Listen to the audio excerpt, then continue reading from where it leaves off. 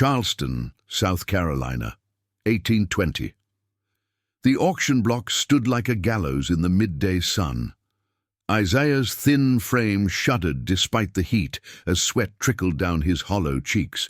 He was the last one left, the undesirable remainder of the day's human merchandise. The auctioneer's voice had grown hoarse, his enthusiasm waning with each passing hour and dwindling crowd. "What am I bid for this male? Young enough for good years of work ahead?" A cough interrupted his pitch, a wet hacking sound that emanated from Isaiah's sunken chest. The auctioneer winced, stepping slightly away. "Been coughing like that long?" a voice called from the sparse gathering. Isaiah kept his eyes fixed on his bare feet, caked with the dust of 3 different auction blocks in as many months. No plantation wanted to risk purchasing a slave who might spread illness among their valuable property. "Just needs some meat on his bones," the auctioneer countered, but the damage was done. $200, a voice called out, silencing the murmurs. Isaiah raised his eyes for the first time. The man who'd spoken stood apart from the others, leaning on an ornate walking stick with a silver handle. His clothes were fine, but showed signs of wear at the cuffs. Dr. William Hargrove approached the auction block, circling Isaiah like a vulture. He pressed cold fingers against Isaiah's neck, checked his eyes, and nodded to himself. "I'll take him for $150, Hargrove countered. "Look at him. He won't last the winter." The auctioneer glanced at the trader, who gave a resigned nod. Sold. The doctor's property sat on the outskirts of Charleston, close enough to serve the city's wealthy families, but far enough to provide privacy. It wasn't a plantation, but a modest estate with a main house and several outbuildings. "You're wondering why I purchased you, Doctor," Hargrove said, breaking the silence of their journey. "I specialize in diseases of the lungs. Your symptoms intrigue me." Isaiah stared at the man, comprehension dawning. "You want to study me, massa?" "Don't call me that," Hargrove said sharply. "I'm a doctor. You'll address me as Sir or Dr. Hargrove." He tapped his walking stick against the carriage floor. "And yes, I intend to observe your condition. In return, you'll have shelter, food, and won't be worked to death in the fields." Martha, an older woman with dark skin wrinkled by years of Carolina sun, led Isaiah to a small outbuilding behind the cottage. Inside were 4 narrow beds, 3 of them empty. In the 4th lay a man about Isaiah's age, his breathing labored, eyes glazed with fever. "That's Samuel," Martha explained. "Been here 3 months. The others." She gestured to the empty beds. "The doctor's research doesn't always end well." That night, Samuel spoke, his voice barely above a whisper. "He collects us, studies how we die." Isaiah turned toward the voice. "Why?" "Says it's for science," Samuel coughed, "but he enjoys it. Watching, recording, waiting, like we're not people." A chill that had nothing to do with his illness crept through Isaiah's bones. "How many before you?" "5 that I know of. All gone now." Samuel's breathing quickened. "He'll use you till there's nothing left to use." The next morning, Dr. Hargrove summoned Isaiah to a small building behind the main house. Inside, shelves lined the walls, filled with jars containing things Isaiah couldn't and didn't want to identify. "Remove your shirt," the doctor instructed without looking up from his notes. Dr. Hargrove approached with an instrument that resembled a trumpet. He placed one end against Isaiah's chest. "Breathe deeply." Isaiah inhaled, triggering a coughing fit. The doctor listened intently, then moved the instrument to different positions, making notes after each observation. "Fascinating," he murmured. "The upper right lobe shows significant congestion, yet the lower lobes remain remarkably clear." "Your condition is unusual," he said without looking up. "You've likely had this chronic cough for years, yet you survive while others succumb quickly. I want to understand why." Isaiah redressed slowly. Samuel said there were others before him. The doctor's pen paused. Samuel talks too much. Yes, I've studied other cases. Some responded to treatments, others didn't. And those that didn't? Dr. Hargrove finally looked up, his expression unreadable. Science advances through observation, trial, and unfortunately failure. My research may one day save countless lives, black and white alike. As Isaiah left the doctor's study, he noticed a small cemetery beyond the garden, simple wooden markers with no names, just dates. He counted at least 15 crosses. Martha appeared beside him. "Don't get comfortable," she said quietly, "but don't lose hope either." Isaiah looked at her. "What do you mean?" She glanced toward the main house to ensure they weren't observed. "The doctor isn't evil, but he's possessed by his research.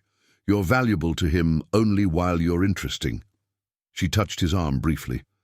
"Samuel won't last the week. When he's gone, you'll be alone here with the doctor's full attention."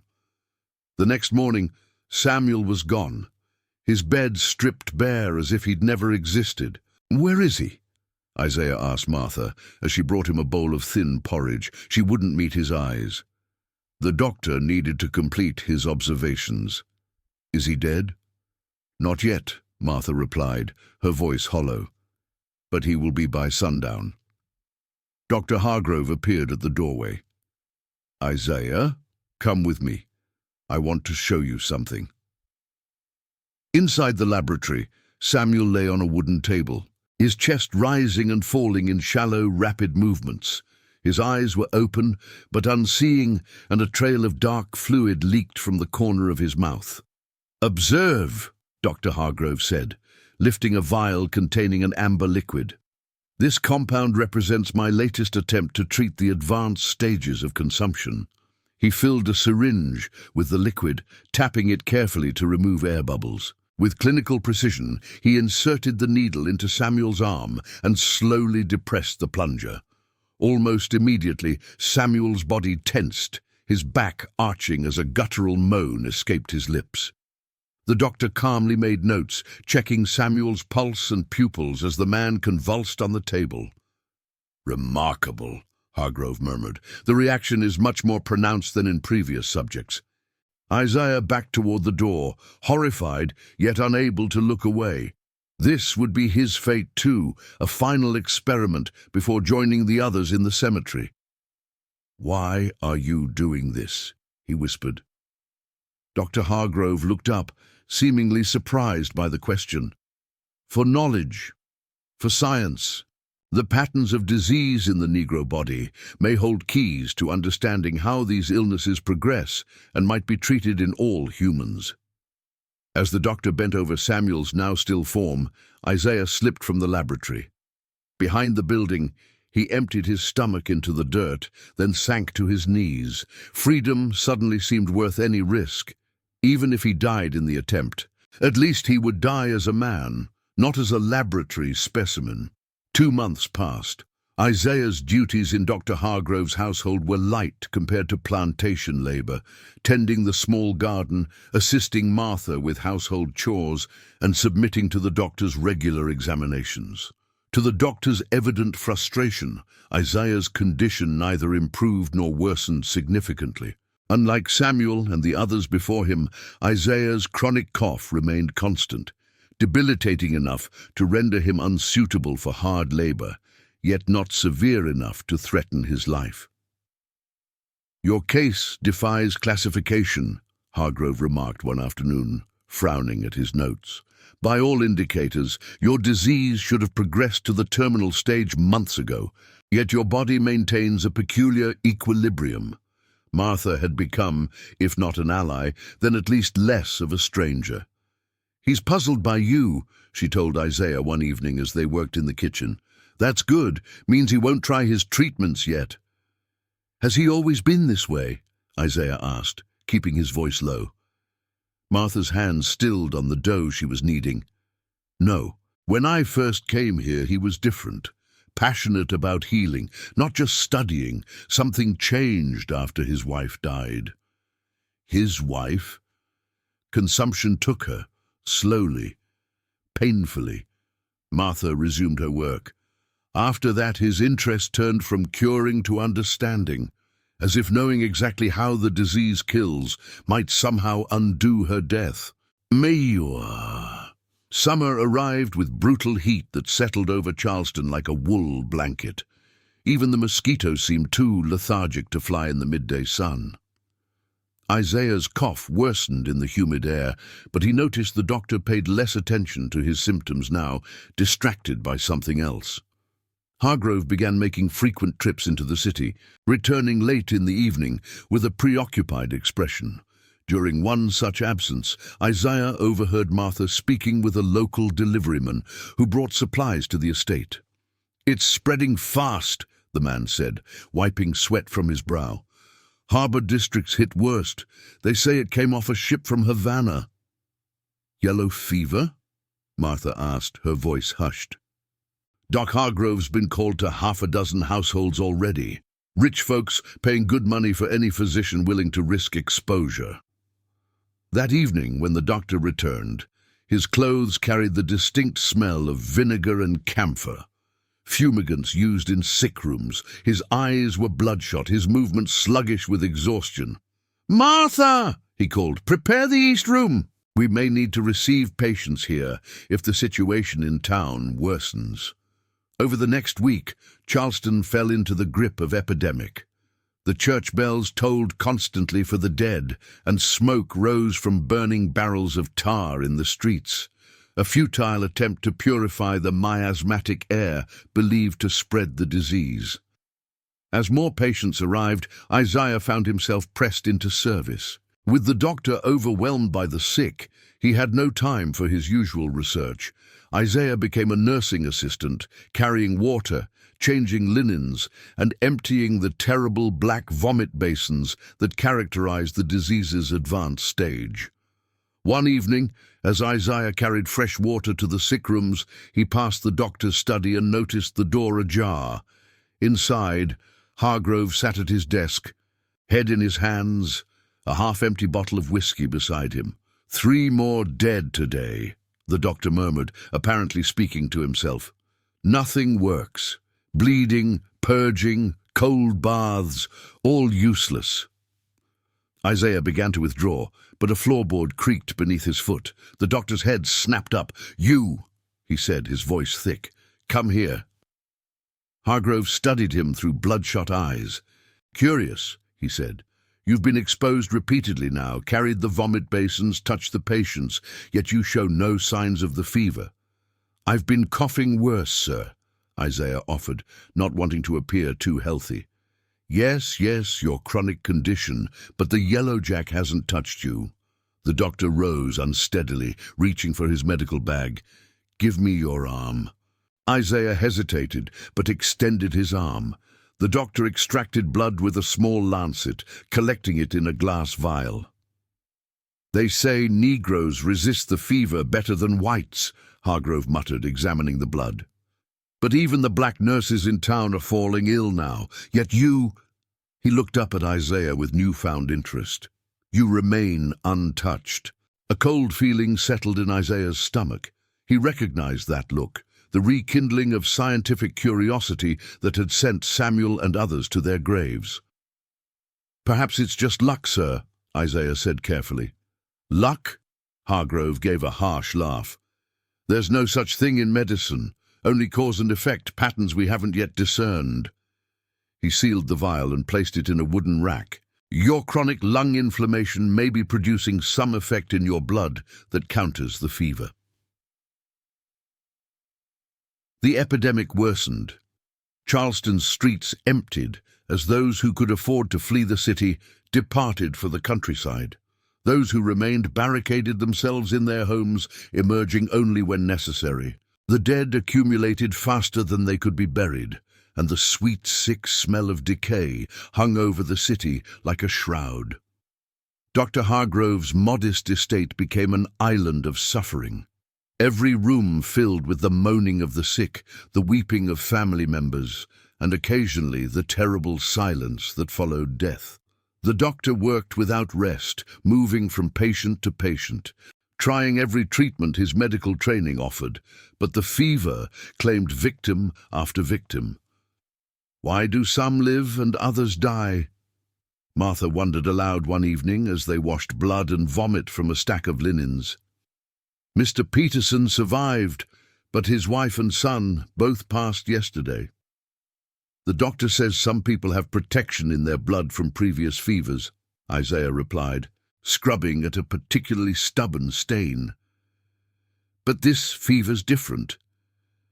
Martha looked at him curiously. You've been listening to him. Isaiah shrugged. Not much else to do while emptying chamber pots. You've been exposed more than anyone except the doctor himself, she observed, yet you show no signs of the fever, just that same old cough you arrived with. Maybe my blood's not sweet enough for the fever, Isaiah said, attempting a joke to deflect her scrutiny. But Martha didn't smile. The doctor's noticed too. Seen him watching you, taking notes again. Isaiah's hand stilled in the wash basin. What do you mean? He's got that look again, the one he had with the others before you, like a hound that's caught a scent. She lowered her voice. Be careful. When this epidemic passes, his attention will return fully to you, and now he has new questions. That night, Isaiah lay awake, listening to the sounds of suffering that filtered through the walls. His cough had indeed worsened, the humid summer air aggravating his lungs, but otherwise he felt no different than usual, certainly none of the fever symptoms he'd observed in the patients. For the first time, Isaiah considered that his affliction might become a form of leverage, a way to negotiate rather than simply flee. If his blood truly contained some protection against the fever, couldn't that be traded for freedom? But as quickly as the thought formed, he dismissed it. Dr. Hargrove saw him not as a person with whom one could negotiate, but as a specimen to be studied. Any value in Isaiah's blood would only make the doctor more determined to keep him confined for research. Outside, an owl called into the night. Escape was still the answer, but the epidemic had changed the calculation. The city was in chaos, with fewer patrols checking for slaves without passes. People avoided contact with strangers for fear of contagion. If there was ever a time when a fugitive might slip away unnoticed, it was now. 3 days later, the opportunity arrived. A wealthy planter who had brought his family to Dr. Hargrove's care succumbed to the fever, followed hours later by his wife. Their 2 young daughters, remarkably, showed signs of recovery. With no local relatives to claim them, arrangements were made for the girls to be transported to an aunt's home in North Carolina once they were strong enough to travel. Dr. Hargrove, exhausted from tending multiple critical patients, instructed Isaiah to prepare the family's carriage for the journey. "They'll need an attendant," Martha said, appearing beside the carriage. Someone who's not afraid of the fever to drive them and tend to their needs. Isaiah looked at her, hardly daring to hope. The doctor would never allow me to go. Martha's expression remained neutral, but her eyes held a message. He might, if it were presented as a matter of necessity rather than choice. Those girls need to reach their family, and no one from town will risk driving them, fearing they might still carry the fever. "But I'm his research subject," Isaiah said bitterly. "He won't let me out of his sight now that he thinks my blood has some special protection." "That's exactly why he might agree," Martha countered, "because you've been exposed repeatedly, yet remain unaffected. You're the safest person to accompany them." She paused. "Besides, he's taken enough of your blood recently to continue his studies for weeks, and he believes you'll return. Where else would a sick Negro man go?" Isaiah stared at her, understanding dawning. "You're helping me." Martha's eyes darted toward the house. "I've seen too many graves dug behind that garden. Samuel was a good man. So were others before him. Her voice hardened. The doctor's grief has twisted his purpose. He no longer heals, he only studies, and when his studies end... She didn't need to finish the thought. That evening, Dr. Hargrove summoned Isaiah to the study. The doctor looked worse than ever, unshaven, eyes hollow from lack of sleep, his once immaculate clothes stained with the evidence of his work among the sick. "Martha suggests you should accompany the Peterson girls to their aunt in Raleigh," he said without preamble. "She makes a compelling case. No one else can be spared, and no outsider will take the job for fear of contagion." Isaiah kept his expression neutral.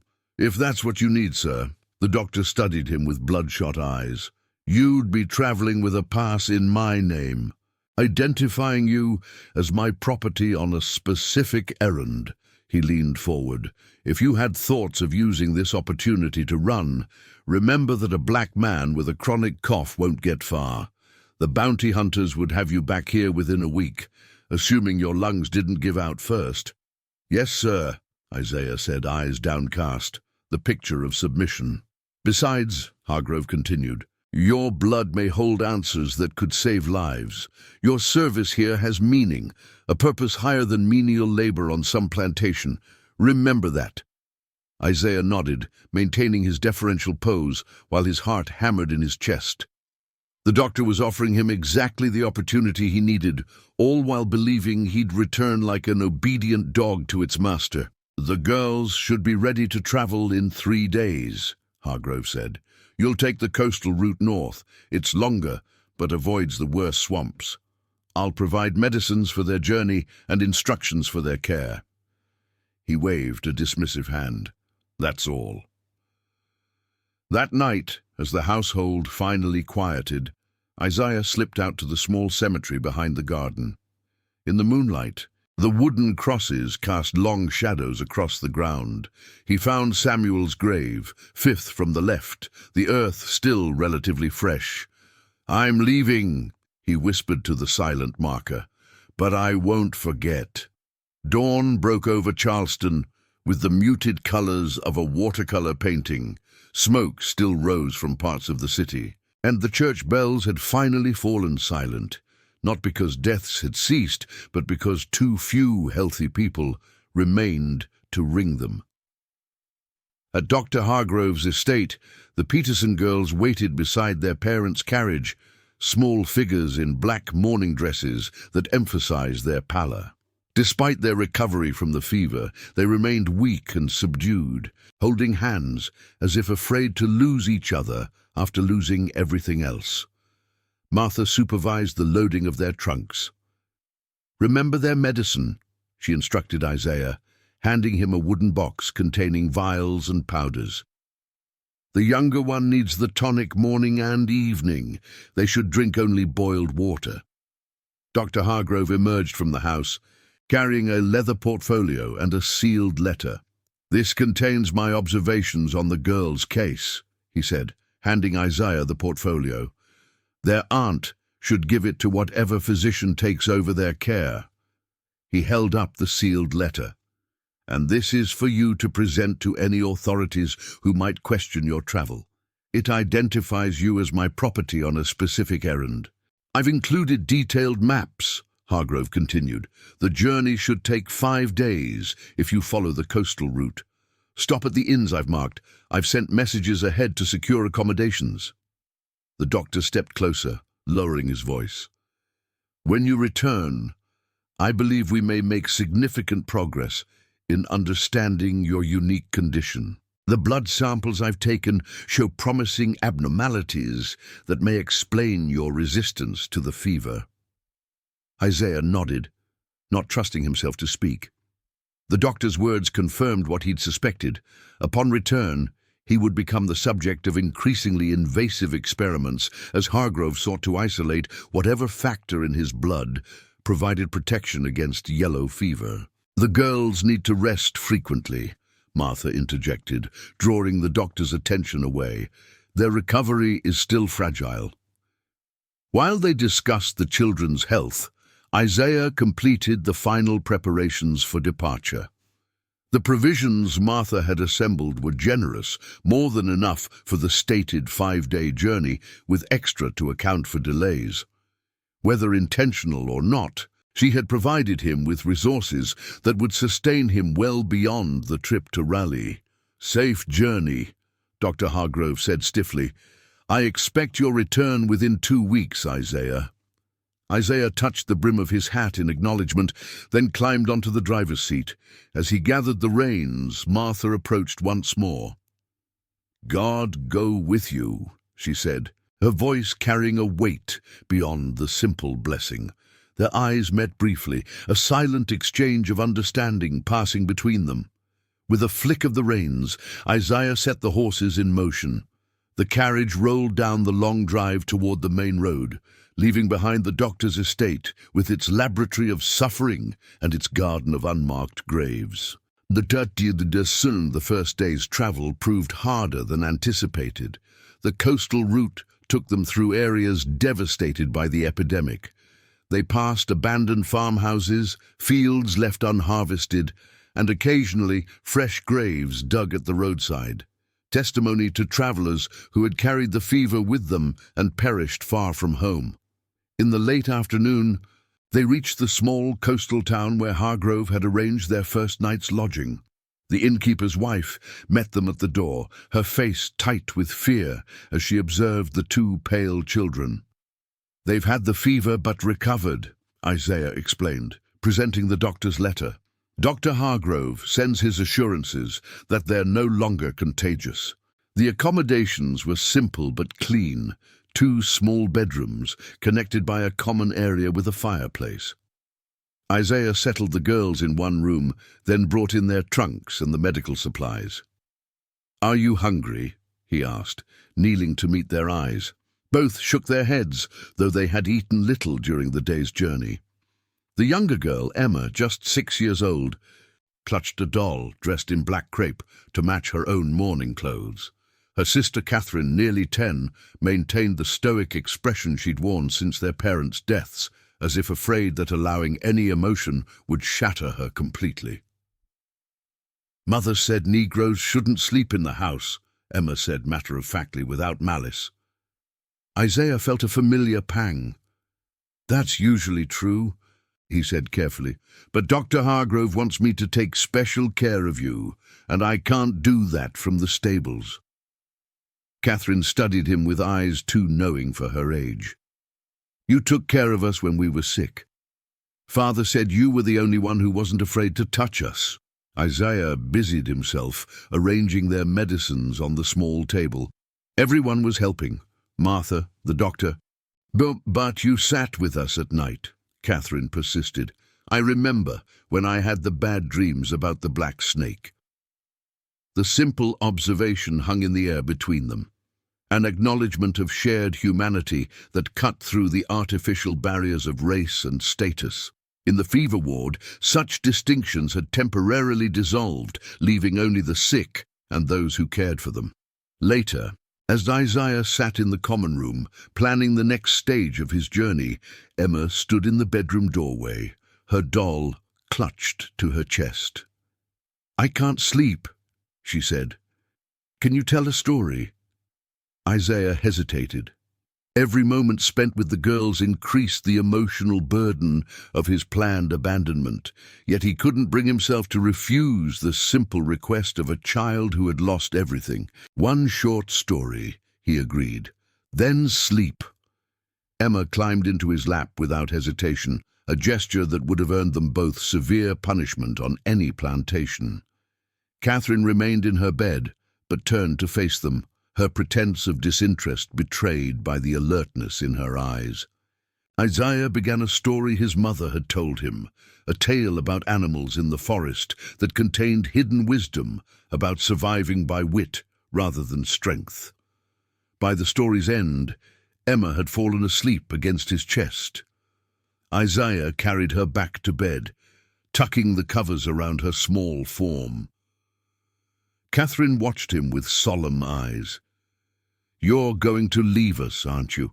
she whispered once her sister was settled. Isaiah froze. What makes you say that? I saw you looking at the map. Not the road to Aunt Margaret's house, but the other way. Her voice held no accusation, only a child's direct observation.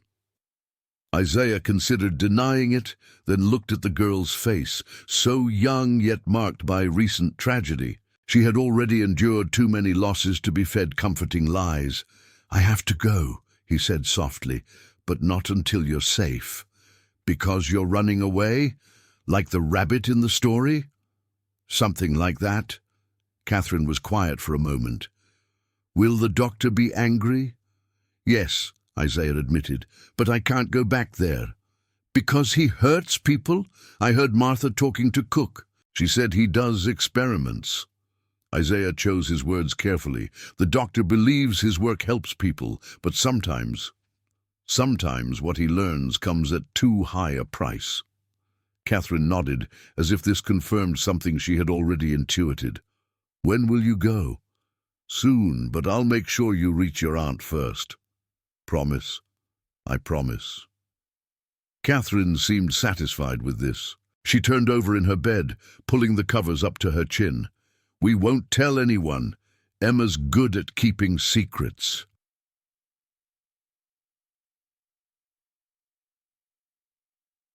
As they continued their journey northward, Emma fell ill. Not yellow fever returning.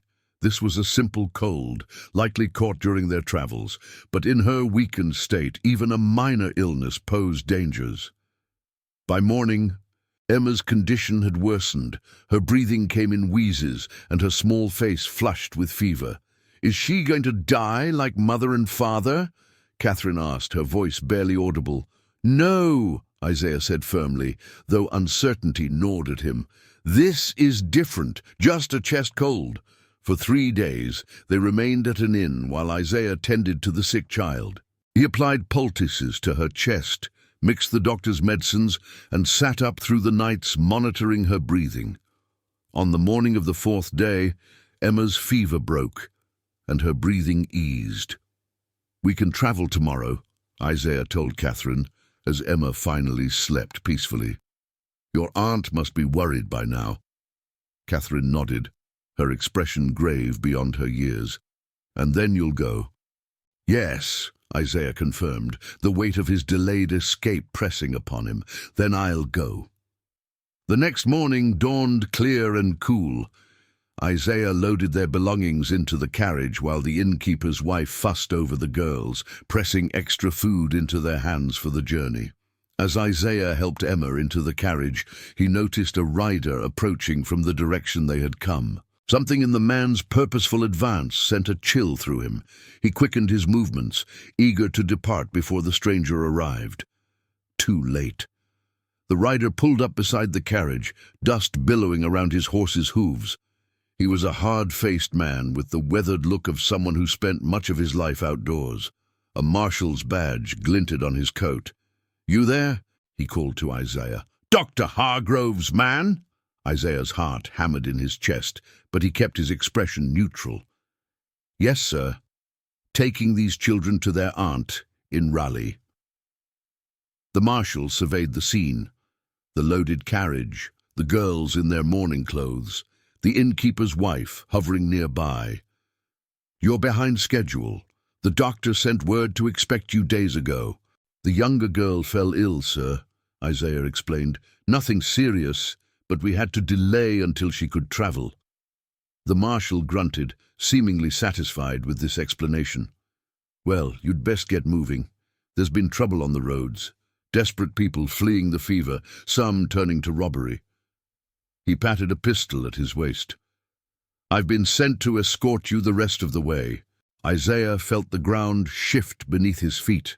With the marshal as their escort, any opportunity for escape vanished like morning mist. He would be delivered to the girl's aunt and then returned to Dr. Hargrove, back to the laboratory with its jars and instruments and methodical documentation of suffering. "That's very kind," Isaiah managed, his voice sounding distant to his own ears. "We're ready to depart now." As he climbed onto the driver's seat, he caught Catherine's eye. The girl looked stricken, understanding immediately what the marshal's arrival meant. That night they stopped at another inn. The marshal arranged for Isaiah to sleep in the stables while he took a room adjacent to the girls. As Isaiah lay on the straw pallet, staring into darkness, the full weight of his failure pressed upon him. 3 days. He had delayed 3 days to care for a sick child, and in doing so had sacrificed his one chance at freedom. Yet even as despair threatened to overwhelm him, he couldn't bring himself to regret the decision. Emma's life had hung in the balance, and he had chosen to remain rather than abandon her. Whatever awaited him at Dr. Hargrove's estate, he would face it knowing he had preserved his humanity when it mattered most. Raleigh appeared on the horizon as the afternoon sun began its descent. The Peterson girls' aunt lived in a handsome house near the State House, its white columns and green shutters presenting an image of stability that seemed almost obscene after the chaos of Charleston. Margaret Thornton had her late sister's high cheekbones and direct gaze. Unlike her sister, however, years of widowhood had hardened her features into sharp angles, giving her the appearance of a bird of prey rather than the songbird her sister had resembled. "Catherine! Emma!" she called, hurrying down the steps as the carriage pulled to a stop. The girls tumbled out into her embrace, their composure finally cracking as they clung to this last remaining piece of family. Isaiah remained on the driver's seat, acutely aware of the marshal watching from horseback. The journey that had promised freedom had instead delivered him to this moment. Mission accomplished, now awaiting return to captivity. Mrs. Thornton finally released the girls, composing herself with visible effort. "You must be exhausted, poor dears. Hannah will show you to your rooms." As they disappeared through the doorway, Emma turned back, her small face troubled as she looked at Isaiah. He offered what he hoped was a reassuring smile, though he felt anything but reassured.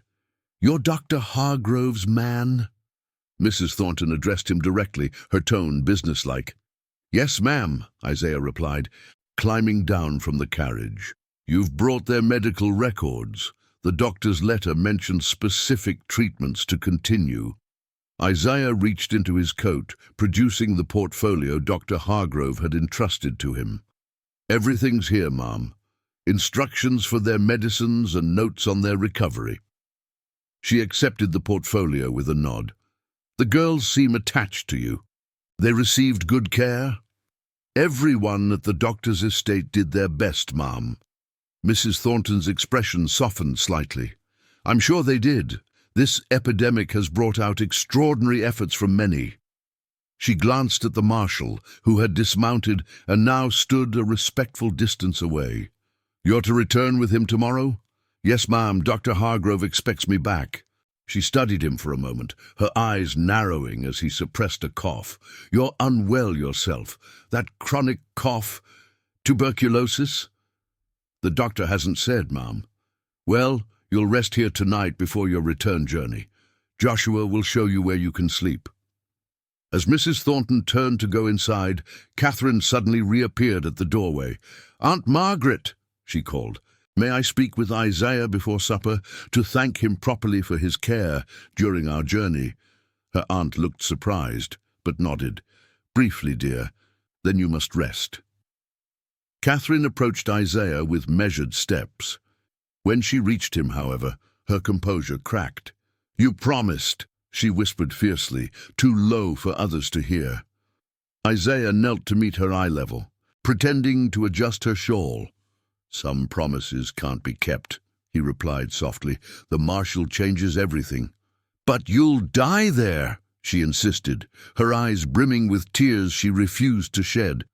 "I heard Martha. I know what happens to the doctor's subjects." Isaiah felt his throat tighten. The child understood more than he had realized. "Some things can't be helped." Catherine glanced toward the house, then quickly pressed something into his hand. "My father's watch. It's gold. You could sell it." Isaiah stared at the object in shock, then tried to return it. "I can't take this." "You have to," she said with startling fierceness. "You saved Emma, now save yourself." Before he could respond, she turned and ran back to the house. Leaving him holding the heavy gold timepiece, Isaiah quickly secreted it in his pocket before the marshal could notice the exchange. That night, a soft knock interrupted Isaiah's desperate calculations. Isaiah opened the door to find Hannah, the elderly house slave who had escorted the girls earlier. "Mrs. Thornton asks if you'll join her in the study," she said, her expression unreadable. "She has questions about the children's care." Hannah guided him through the back entrance of the house, through the kitchen, and down a corridor to a well-appointed study. Mrs. Thornton sat behind a desk, still fully dressed despite the late hour. The portfolio of medical records lay open before her. "Thank you, Hannah," she said. "You may go." When they were alone, Mrs. Thornton gestured to a chair across from her desk, a startling breach of protocol, inviting a slave to sit in her presence. Isaiah remained standing, uncertain. "Please," she said, her tone softening. "This conversation will be easier if you're seated." Cautiously, Isaiah took the chair, perching on its edge, ready to stand if anyone should enter. "I've been reading Dr. Hargrove's notes," Mrs. Thornton began, tapping the open portfolio. "Both his observations on my niece's recovery and his other research," her mouth tightened, "including his preliminary findings regarding your blood." Isaiah tensed. "Ma'am, he believes your chronic condition has somehow protected you from the yellow fever," she continued. "That something in your blood might hold the key to understanding immunity." She fixed him with a penetrating stare. "Is that why you tried to escape?" The question hung in the air between them. Isaiah remained silent, unwilling to confirm or deny what was clearly not a genuine question, but a statement of fact. Mrs. Thornton sighed. "Catherine told me everything. About your plan to leave them once they were safely delivered, about the marshal's unexpected arrival, about the watch." She raised a hand as Isaiah began to speak. "Don't worry. I've already had a conversation with my niece about the inappropriate gifting of valuable family heirlooms." "I didn't ask for it," Isaiah said, finding his voice. "I tried to refuse." "I know." Mrs. Thornton's expression softened. "Catherine also told me how you stayed with them when Emma fell ill, even though it cost you your chance at freedom, how you sat up nights tending to her fever." She closed the portfolio. "That speaks to your character." Mrs. Thornton stood abruptly, moving to a side table where a decanter and glasses sat. In a breach of social norms that left Isaiah speechless, she poured 2 measures of amber liquid and offered one to him. "My late husband was a physician," she said as Isaiah hesitantly accepted the glass. "He corresponded with Dr. Hargrove occasionally, professional exchanges about tropical diseases and their treatments. I'm familiar with the doctor's methods." Her mouth tightened again. "And I've read enough of his notes to understand what awaits you upon return to Charleston. The marshal expects to depart with you at first light, however." She withdrew a folded document and placed it on the desk. "This provides an alternative." Isaiah looked at the paper, but didn't reach for it. "It's a bill of sale," she explained, "transferring ownership of one Isaiah, approximately 30 years of age, from Dr. William Hargrove to Margaret Thornton in exchange for the sum of $500. She tapped the document. "Legally executed 2 weeks ago, before you departed Charleston with the children." Isaiah's mind reeled. But that never happened." "Didn't it?" Mrs. Thornton raised an eyebrow. "The document exists, bearing what appears to be Dr. Hargrove's signature. In the chaos of the epidemic, who's to say what arrangements were or weren't made for the care of 2 orphan children?" Understanding dawned slowly. "You're offering to claim me as your property."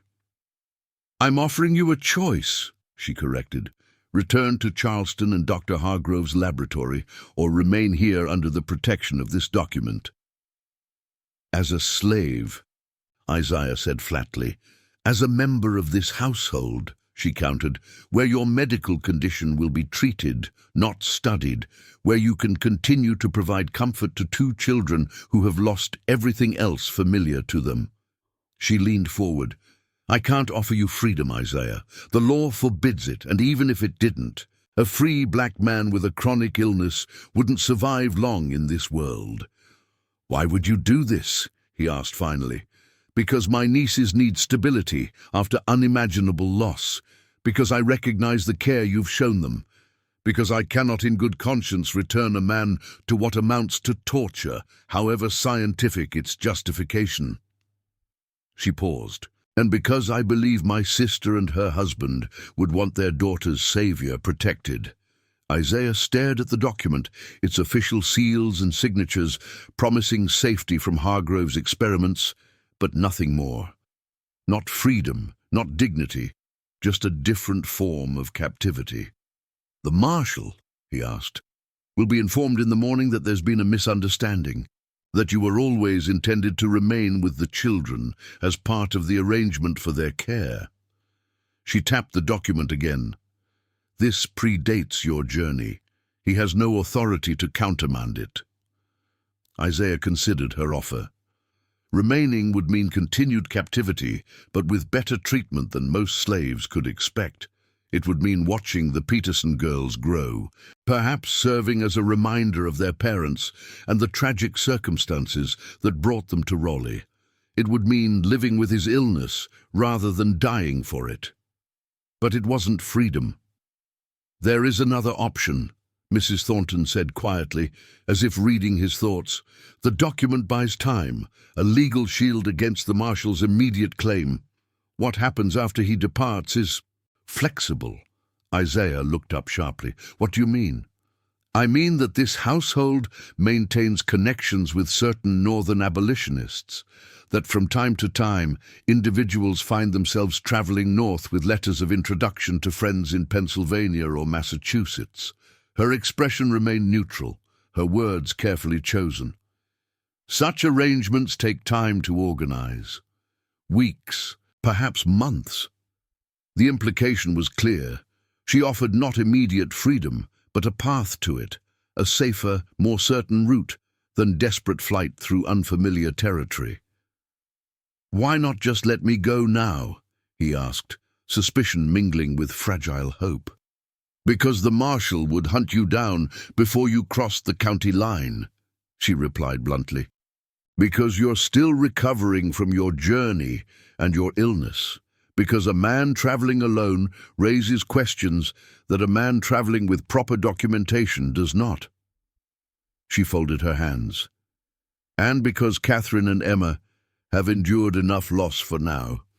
Isaiah looked down at the watch still concealed in his pocket, the child's desperate attempt to provide him means of escape. He thought of Emma's feverish face as he tended her through the night, of Catherine's perceptive gaze that saw more than a child should. "If I accept," Isaiah said slowly, "I would need your word that these northern connections are real, that this isn't simply a more comfortable cage." Mrs. Thornton met his gaze squarely. "You have it. I cannot say when the opportunity will arise, only that it will." After a moment's hesitation, Isaiah took her hand. "We do." 2 months later, Isaiah departed Raleigh in the pre-dawn darkness. He traveled north in a merchant's wagon, concealed among crates of textiles bound for Philadelphia. The merchant, a taciturn Quaker, spoke little but provided food, water, and brief periods outside the wagon when it was safe to stretch cramped limbs. The journey took 12 days, each mile carrying Isaiah further from the only life he had known and closer to an uncertain future. His cough worsened in the confined space of the wagon, but a strange exhilaration sustained him through the discomfort. Whatever awaited in Philadelphia, whether opportunity or hardship, health or decline, it would be faced on his own terms, As the wagon finally rolled into the outskirts of Philadelphia, the merchant spoke more than he had during the entire journey. "There's a doctor here," he said, his eyes on the road ahead. "A Quaker physician who studies lung ailments. He might help with that cough of yours." Isaiah looked at him in surprise. Why would he treat someone like me? The merchant's weathered face remained impassive. Because he believes all men are created equal in the eyes of God, and because he's particularly interested in those who survived the Charleston fever. He handed Isaiah a folded paper. "This letter will introduce you. The address is written inside." As Isaiah prepared to depart the wagon at their arranged meeting point, the merchant added, "Your blood may indeed be valuable, friend, but here its worth will be measured by the lives it might save, not by the profit it brings to its owner." Isaiah thought of Dr. Hargrove's laboratory, with its jars and instruments, of Samuel's final agonized hours, of the unmarked graves behind the garden. He thought of Catherine's perceptive gaze and Emma's trusting hand in his as he guided her through fever dreams. "I was never meant to be property," he said, more to himself than to the merchant. "None of us were." The merchant nodded once, then flicked the reins, continuing his journey into the city. Isaiah watched the wagon disappear around a corner before turning toward his own destination, the letter of introduction secure in his pocket alongside Catherine Peterson's gold watch, twin talismans of unexpected grace from an unlikely alliance of helpers. The sun broke through morning clouds as Isaiah walked toward Philadelphia's center, casting long shadows behind him. Among those shadows, he could almost discern the silhouettes of those who hadn't escaped. Samuel and the others in Hargrove Cemetery, his mother sold away in childhood, countless unnamed others whose suffering had paved the path he now walked. His lungs burned with each breath of free northern air, the chronic illness still very much present. But for the first time since childhood, Isaiah moved through the world not as property to be used and discarded, but as a man whose value was inherent rather than assigned. Whether his blood truly held some key to understanding disease resistance, or whether Hargrove's theories were yet another false path in medicine's long history of errors, Isaiah would never know. What mattered was that whatever secrets his body carried now belonged to him alone, to share or withhold according to his own conscience. Ahead, Philadelphia spread before him, a city of contradictions where freedom and oppression coexisted on the same streets. His future remained uncertain, his health precarious, but Isaiah walked forward without hesitation, carrying within his damaged lungs the most precious commodity of all, breath that belonged to no one but himself. Behind him, invisible to any but himself, the unmarked graves of Charleston gradually faded into the morning mist, their silent witness transformed from accusation to affirmation. He had escaped, he had survived, and in doing so, he carried forward the memory of those who couldn't, a living testament to the indomitable spirit that no system of ownership could ever truly possess.